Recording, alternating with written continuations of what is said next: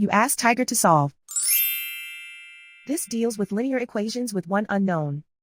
The final result is x equals 6. Let's solve it step by step. Simplify the expression. Simplify the arithmetic. Group all constants on the right side of the equation. Subtract 132 from both sides.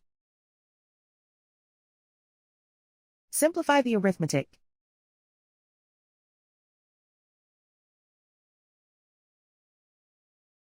Isolate the x. Divide both sides by 8. Simplify the fraction.